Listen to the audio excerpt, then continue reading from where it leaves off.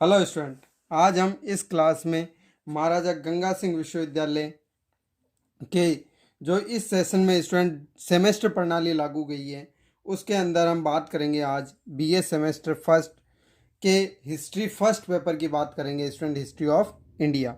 और history of India के student जो यूनिट फर्स्ट है स्टूडेंट हमारे पास, जो भारतीय सब इतिहास के पुराणिक पुरापाषाण, जो मध्य पाषाण, नवपाषाण, ताम्रपाषाण संस्कृतियाँ, उनसे रिलेटेड कुछ मल्टीपल चॉइस क्वेश्चन हम लेकर आए हैं, यानी एमसीक्यू, जो इस बार हमारे पास पैटर्न में लागू किया गया है कि एग्ज़ाम में जो क्वेश्चन आएंगे वो एमसीक्यू फॉर्म में आएंगे।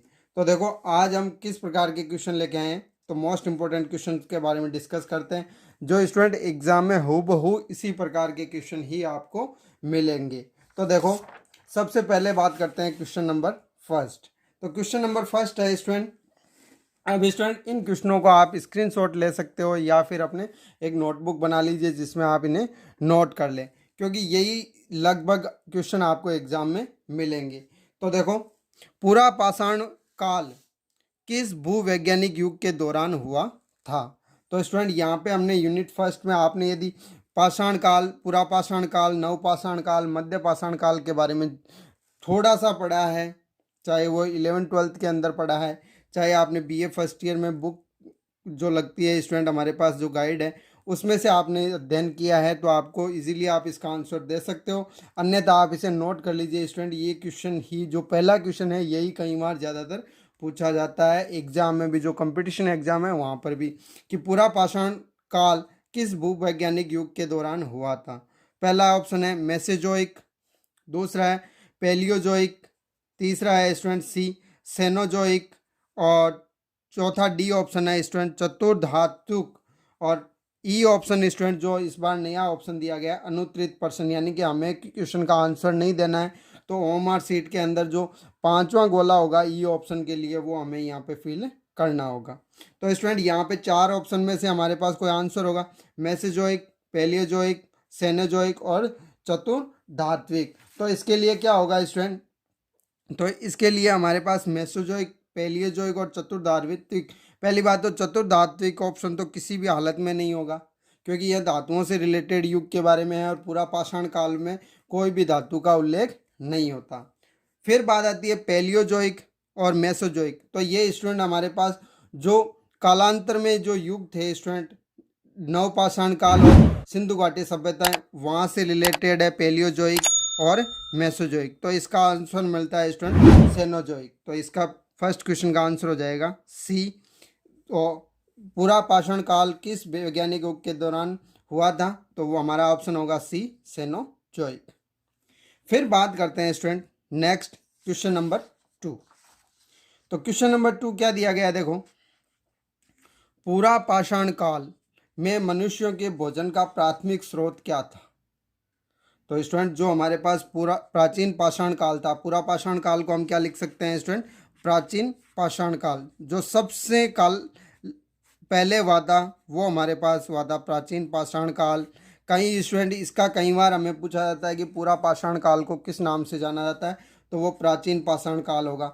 तो मैं मनुष्य का प्राथमिक भोजन जो स्रोत था स्टूडेंट वो क्या था? फर्स्ट ऑप्शन कृषि, ए। बी ऑप्शन है शिकार करना और इकट्ठा करना, सी ऑप्शन है स्टूडेंट मछली पकड़ना, डी ऑप्शन है जानवरों को पालतू बनाना, और ई ऑप्शन है अनुत्तरित प्रश्न, यानी हमें इस क्वेश्चन का आंसर नहीं देना। तो स्टूडेंट यहाँ पे सबसे पहले बात आती है कि पूरा पाषाण काल में आदि मानव थे, जो हमारे पूर्वज थे वो आदि मानव थे, यानी कि वो कृषि करना नहीं जानते थे। फिर पूरा पाषाण काल में स्टूडेंट किसी भी प्रकार के औजारों का भी हमारे पास, तो कृषि ऑप्शन है वो तो हमारे पास कैंसिल हो गया। दूसरा बात आती है स्टूडेंट कि मछली पकड़ने, तो स्टूडेंट मछली पकड़ने के औजार पूरा पाषाण काल में हमारे पास किसी भी प्रकार में हमें पढ़ने को नहीं मिलता कि मछली पकड़ने के जो कांटे होते हैं वो पूरा पाषाण काल या किसी भी पाषाण काल में हमारे पास उपलब्ध थे। तो मछली पकड़ना भी क्या हो गया, कैंसिल। अब जब स्टूडेंट कृषि नहीं की जाएगी तो जानवरों को पालतू भी नहीं बनाया जा सकता, क्योंकि उनके लिए खाने का प्रबंध भी नहीं होगा, तो जानवरों को पालतू भी नहीं बनाया जाता था। तो स्टूडेंट फिर हमारे पास ऑप्शन बचता है शिकार करना और इकट्ठा करना, यानी कि मनुष्य हमेशा, जो हमारे पास स्टूडेंट हमेशा रूल रहता है साइंस का, जीव जीवस्य भक्षणम, यानी एक मनुष्य को जिंदा रहने के लिए दूसरों का शिकार करना पड़ेगा या उन पे निर्भर रहना पड़ेगा। तो यहाँ पे हमारे पास ऑप्शन कौन सा हो जाएगा, भोजन। मनुष्य के भोजन का प्राथमिक स्रोत क्या था, शिकार करना और फिर उसे इकट्ठा करना, यानी आगे नेक्स्ट के लिए, यानी कि जो आज हम कुछ चीज़ इकट्ठा करते हैं, यानी ये हमारे पूर्वजों की ही हमें देन है। तो इसका ऑप्शन हो जाएगा बी। पूरा पाषाण काल या प्राचीन पाषाण काल के मनुष्यों के भोजन का प्राथमिक स्रोत क्या था, शिकार करना और इकट्ठा करना। तो इसका बी ऑप्शन हो जाएगा स्टूडेंट। अब बात करते हैं नेक्स्ट क्वेश्चन नंबर थर्ड। तो क्वेश्चन नंबर थर्ड क्या है स्टूडेंट, देखो स्टूडेंट सभी से एक आग्रह है कि जितने भी स्टूडेंट इस क्लास को देख रहे हैं वो अपने जितने भी स्टूडेंट क्लास फ्रेंड है, जो कॉलेज फ्रेंड है, उनको एक बार ये शेयर ज़रूर करें कि उनसे उनके भी इस जो क्वेश्चन है उनसे उनके एग्ज़ाम में हेल्प हो जाए। और एक बात कहता हूँ स्टूडेंट कि इन क्वेश्चनों में से ही तुम्हें एग्ज़ाम में क्वेश्चन पूछे जाएंगे। तो बीए के जो हिस्ट्री फर्स्ट के हमें, इसी प्रकार अदर सब्जेक्ट के क्वेश्चन भी हम लाते रहेंगे। तो आप चैनल को सब्सक्राइब कीजिए और यदि आपको ये क्वेश्चन अच्छे लगते हैं तो आप लाइक कीजिए, और यदि किसी क्वेश्चन में कोई डाउट होता है तो आप कमेंट कीजिए, जहां मैं आपकी हर संभव कोशिश करूंगा उस डाउट को क्लियर करने में। तो आज हम बात करते हैं नेक्स्ट क्वेश्चन नंबर थर्ड, मध्य पाषाण युग की विशेषता क्या है। तो स्टूडेंट सबसे पहले कृषि क्रांति ए, दूसरा पत्थर उपकरण उद्योग, तीसरा कांस्य धातु विज्ञान, फिर डी लौह युग का विकास, और ई अनुत्तरित प्रश्न। तो यहाँ पे स्टूडेंट सबसे पहले बात आती है कि कृषि क्रांति। तो कृषि क्रांति तो हमारे पास मध्य पाषाण काल के अंदर संभव ही नहीं थी, क्योंकि यह तो नव पाषाण में हुई थी, तो ये ऑप्शन हमारे पास नहीं होगा। कांस्य धातु विज्ञान, ये कांस्य युगीन का काम है स्टूडेंट। कांस्य धातु विज्ञान के बारे में हम कांस्य युगीन सभ्यता थी, और फिर लौह युगीन सभ्यता थी, उसमें हम लौह युग का विकास के बारे में पढ़ते हैं। तो ये हमारे पास तीनों ही ऑप्शन गलत हो जाते हैं। तो यहाँ पे था पत्थर उपकरण का उद्योग, यानी पत्थर के उपकरण बनाए गए थे मध्य पाषाण काल में। तो हमारे ऑप्शन क्या हो जाएगा इसका थर्ड क्वेश्चन का, मध्य पाषाण युग की विशेषता क्या थी, पत्थर उपकरण उद्योग वहाँ पे विकसित हुए थे। फिर इसी प्रकार क्वेश्चन नंबर 4 के बारे में डिस्कस करते हैं स्टूडेंट। निम्नलिखित में से कौन सा उपकरण आमतौर पर मध्य पाषाण काल से जुड़ा हुआ है, यानी स्टूडेंट मध्य पाषाण काल में, अभी हमने बात की थी कि पत्थर उपकरण उद्योग मध्य पाषाण काल में हुआ था, तो यहाँ पे भी जो होगा स्टूडेंट पत्थर से ही रिलेटेड होगा। तो मध्य पाषाण काल से जुड़ा छेनी, तो स्टूडेंट छेनी ज़्यादातर हमारे पास लोहे की बनी होती है, तो ये छेनी भी नहीं है। मिट्टी के बर्तन बनाने का पहिया, ये भी नहीं होगा स्टूडेंट। हल बनाए जाते थे, वो भी नहीं है। तो यहाँ पे माइक्रोलिथ, माइक्रोलिथ क्या होती है स्टूडेंट, पत्थरों के छोटे छोटे हथियार बने होते हैं नुकीले, जिनको हम ब्लेड्स भी कह सकते हैं। किस प्रकार के, जैसे पत्थर के जो माइक्रो छोटे छोटे हथियार बनाए जाते हैं स्टूडेंट, जैसे इस प्रकार का कोई कांटा बना लिया जाए या हथौड़ा बना लिया जाए किसी शिकार करने के लिए, यानी कि छोटे छोटे जो हथियार बनाए जाते थे उनको हम कहते थे माइक्रोलिथ। और वो कब बनाए गए, मध्य पाषाण काल में बनाए गए। तो इस क्वेश्चन का आंसर क्या हो जाएगा, बी माइक्रोलिथ। यानी निम्न में से कौन सा उपकरण आमतौर पर मध्य पाषाण काल से जुड़ा हुआ है, तो वो होगा स्टूडेंट माइक्रोलिथ, यानी कि पत्थर के नुकीले छोटे कील नुमा जो हथियार थे वो माइक्रोलिथ कहलाते हैं। फिर बात आती है स्टूडेंट नेक्स्ट क्वेश्चन नंबर 5। तो क्वेश्चन नंबर 5 दिया गया है स्टूडेंट, नव पाषाण काल की विशेषता थी। जब स्टूडेंट पाषाण काल को हम 3 भागों में बांटा है, प्राचीन यानी पूरा पाषाण काल, मध्य पाषाण काल और नव पाषाण काल। नव पाषाण काल के अंदर स्टूडेंट हमारे पास बहुत सारी चीज़ें उन्नत हो चुकी थी। तो कांस्य के औजारों का उपयोग, ये तो स्टूडेंट कांस्य युगीन सभ्यता का ही ऑप्शन है। फिर नेक्स्ट बात है, यानी कि ये तो हमारे पास नहीं हो सकता। लेकिन नव पाषाण काल, यानी पाषाण काल जब अपनी उत्तर अवस्था में था, यानी कि नए काल का जहाँ पे उदय हो रहा था और पाषाण काल धीरे धीरे विलुप्त हो रहा था, उस समय लोगों ने कृषि करना सीख लिया था। तो हमारे पास ऑप्शन बी आ जाता है।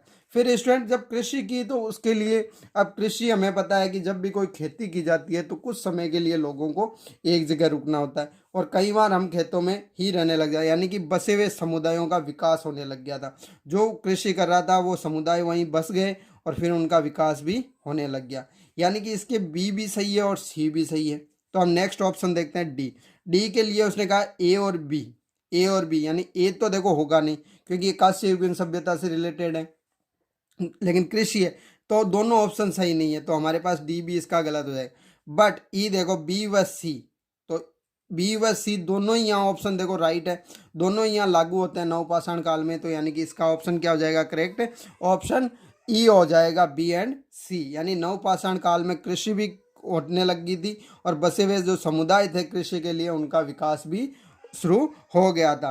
तो इस प्रकार हमारे पास क्वेश्चन नंबर 5 का ऑप्शन हो जाता है B and C right answer. फिर बात करते हैं स्टूडेंट क्वेश्चन नंबर 6, क्या दिया गया है, किसी विशिष्ट क्षेत्र में फसल उगाने और भोजन के लिए जानवरों को पालने की प्रथा को क्या कहते हैं। तो स्टूडेंट हमें सीधा सा पता है कि विशिष्ट क्षेत्र में हम फसल उगाते हैं और भोजन के लिए जानवरों को पालते हैं तो वो प्रथा हमारे पास क्या कहलाती है। तो यहाँ ऑप्शन दिया गया है शिकार करना ए और एकत्रित करना, बी खाना बदोस्वाद, सी कृषि, डी औद्योगिकरण एवं ई अनुत्तरित प्रश्न, यानी इस प्रश्न का कोई आंसर नहीं है। तो स्टूडेंट यहाँ से हमारे पास डायरेक्टली देखो क्वेश्चन को हम ध्यान से देखेंगे तो किसी विशिष्ट क्षेत्र में हम फसल उगाएंगे तो फसल उगाना क्या कहलाता है, कृषि, और भोजन के लिए जानवरों को भी कृषि के ही अंतर्गत हम पालते हैं, तो हमारे पास ऑप्शन इसका क्या हो जाएगा सी कृषि। तो यानी कि क्वेश्चन नंबर 6 का करेक्ट आंसर क्या होगा सी कृषि। इसी प्रकार हम नेक्स्ट क्वेश्चन के लिए बात करते हैं क्वेश्चन नंबर 7। तो क्वेश्चन नंबर 7 दिया गया नवपाषाण कालीन समाज में मिट्टी के बर्तनों की क्या भूमिका थी। तो स्टूडेंट देखो बर्तनों की क्या भूमिका होती है जनरल सी हमें पता है, अब भी जो वर्तमान काल है उसमें भी वही भूमिका रहेगी। तो देखो मुद्रा, तो मुद्रा के लिए तो हम बर्तनों का कोई भी यूज नहीं करते। लेखन माध्यम, तो लेखन माध्यम के लिए जनरल सी प्रत्येक स्टूडेंट को पता है किसका यूज होता है, तो यहाँ पर भी बर्तनों के लिए। लेकिन भंडारण, हम किसी भी चीज़ को बर्तनों में भंडारित कर सकते हैं यानी स्टोर कर सकते हैं, तो ये ऑप्शन लगभग करेक्ट हो सकता है। इसी प्रकार स्टूडेंट नेक्स्ट डी ऑप्शन दिया गया खाना पकाना, तो खाना पकाने का काम तो ओनली आज भी हम वर्तमान युग में भी खाना पकाने का काम तो बर्तनों में ही करते हैं। उस समय आज हमारे पास धातु के बर्तन होते हैं, उस समय यहाँ मिट्टी का आविष्कार, धातु का आविष्कार नहीं था, तो उसके अकॉर्डिंग हम किसका यूज करते थे मिट्टी के बर्तन, तो खाना पकाना भी राइट ऑप्शन होगा। तो स्टूडेंट इस क्वेश्चन के आंसर दो हो गए सी एंड डी, भंडारण और खाना पकाना। तो हमारे पास देखो ई ऑप्शन दिया गया है सी और डी के लिए, यानी ये दोनों ही सही है, तो इस क्वेश्चन का आंसर क्या हो जाएगा ई, सी व डी। फिर बात करते हैं स्टूडेंट नेक्स्ट क्वेश्चन नंबर 8। तो क्वेश्चन नंबर 8 दिया गया है मृतकों को दफनाने की प्रथा किस इसका प्रमाण है, यानी कौन से काल का प्रमाण है। तो मृतकों को दफनाने की प्रथा स्टूडेंट हमारे पास कौन से काल में आई, तो देखो नवपाषाण काल, नवपाषाण काल में हमारे पास दफनाने के साथ जलाने की प्रक्रिया भी हो गई थी। पहले जो एक युग जो स्टूडेंट हमारे पास नहीं है, इस युग से रिलेटेड हमारे पास मृतकों को दफनाने की प्रक्रिया के बारे में यहाँ पे पहले जो एक युग में बिल्कुल भी वर्णन नहीं मिलता। नेक्स्ट पूरा पाषाण काल, तो पूरा पाषाण काल में स्टूडेंट मृतकों को दफनाने के लिए जो हमें जितनी भी सभ्यताएं मिली है पूरा पाषाण काल की, वहाँ पे हमें सभी मृतकों को दफनाने के अवशेष प्राप्त हुए हैं, तो इसका आंसर क्या हो जाएगा स्टूडेंट क्वेश्चन 8 का आंसर राइट आंसर सी, यानी पूरा पाषाण काल में मृतकों को दफनाने की प्रथा थी। फिर नेक्स्ट बात आती है स्टूडेंट और डी ऑप्शन मध्य पाषाण काल, तो मध्य पाषाण काल में हमें इस प्रकार की कोई अवशेष प्राप्त नहीं हुए, तो इसका केवल और केवल ऑप्शन सी इसका राइट आंसर होगा। स्टूडेंट आप इन क्वेश्चनों के स्क्रीनशॉट ले सकते हो, साथ साथ में यदि किसी स्टूडेंट को कोई क्वेश्चन में डाउट है तो आप कमेंट बॉक्स में जाके कमेंट कीजिए। और यदि आपको इन क्वेश्चनों का जो एक कलेक्शन है स्टूडेंट जो मैं आपके सामने लेके आया हूँ हिस्ट्री के जो most important multiple choice question हैं जो कंपटीशन एग्जाम में भी पूछे जाते हैं और एमजीएससी बीकानेर में तो एज इट इज़ पूछे जाएंगे, तो आपको कैसा लगा तो आप लाइक कीजिए और अपने जितने भी कॉलेज फ्रेंड्स हैं स्कूल फ्रेंड उन सभी को ये शेयर कीजिए। फिर नेक्स्ट बात आती है स्टूडेंट क्वेश्चन नंबर 9। तो क्वेश्चन नंबर 9 क्या है, नवपाषाण युग में औजारों और औजारों के लिए आमतौर पर किस सामग्री का उपयोग किया जाता था। तो स्टूडेंट नवपाषाण युग के अंदर सबसे पहले तो देखो वहाँ हमारे पास कौन सी चीज़ उपलब्ध थी जिससे हथियार बनाकर हम शिकार कर, तो यहाँ पे हमारे पास लोहा, तो यह स्टूडेंट लोहा युगीन सभ्यता जो नवपाषाण काल में विद्यमान नहीं थी, तो ये हमारे पास औजार बनाने के लिए धातु उपलब्ध नहीं थी। कांसा या कांस्य, तो स्टूडेंट ये हमारे पास कांसा जो कांस्य युगीन सभ्यता थी वहाँ पे उपलब्ध था धातु, तो ये इस धातु का उपयोग भी नहीं होता था। फिर बात आती है स्टूडेंट सोना यानी गोल्ड। गोल्ड के स्टूडेंट हम किसी भी सभ्यता में हथियारों के बारे में नहीं सुनते, केवल और केवल सोने का उपयोग आभूषणों के बारे में ही हमें ज्ञात होता है। तो यानी कि सोना तो शुरू से ही हमारे पास गलत ऑप्शन हो जाता है। तो अब पाषाण युग था स्टूडेंट, चाहे पूरा पाषाण हो, मध्य पाषाण हो या नवपाषाण, इसमें एक पत्थरों के औजारों का वर्णन बहुतायत रूप में किया गया है। यानी कि वहाँ पे जो औजारों के लिए आमतौर पर सामग्री उपलब्ध थी, उपयोग किया गया, वो क्या था? पत्थर। तो क्वेश्चन नंबर 9 का राइट ऑप्शन क्या हो जाएगा स्टूडेंट? सी, पत्थर। फिर नेक्स्ट क्वेश्चन स्टूडेंट, अगला क्वेश्चन दिया गया है, नवपाषाण काल के दौरान निम्न में से कौन सी फसल थी? अब नवपाषाण काल में तो स्टूडेंट हमें पता है जितनी भी सिंधु घाटी सभ्यता हो, चाहे मेसोपोटामिया की सभ्यता हो, चाहे मिस्र की सभ्यता हो, सभी सभ्यताओं में हमने सबसे पहले बात की है कोई फसल हमारे पास उपलब्ध हुई तो वो थी स्टूडेंट गेहूँ। तो यहाँ पे हमारे पास नवपाषाण काल दौरान कौन सी फसल थी स्टूडेंट? यहाँ पे चावल नहीं थी स्टूडेंट, कॉफ़ी भी हमें नहीं मिली, कोको तो हो ही नहीं सकती। तो यहाँ पे इसका राइट ऑप्शन क्या हो जाएगा? ए, गेहूँ। तो गेहूँ फसल जो थी, और स्टूडेंट ये कई बार प्रश्न इस प्रकार भी आ जाता है कि नवपाषाण काल में ग्रह प्रेमी, ये फसल कौन सी थी स्टूडेंट? ग्रह प्रेमी फसल थी। तो ये भी ध्यान रखना, ग्रह प्रेमी फसल होती है उस फसल को हम क्या कहते हैं? गेहूं की जो फसल होती है वो क्या कहलाती है? ग्रह प्रेमी फसल कहलाती है। तो इसी के साथ स्टूडेंट आज की क्लास के लिए इतनी ही। अब नेक्स्ट क्लास के अंदर मिलते हैं और अधिक प्रश्नों के साथ और अच्छे कलेक्शन के साथ। तब तक आप पढ़ते रहिए। Thank you.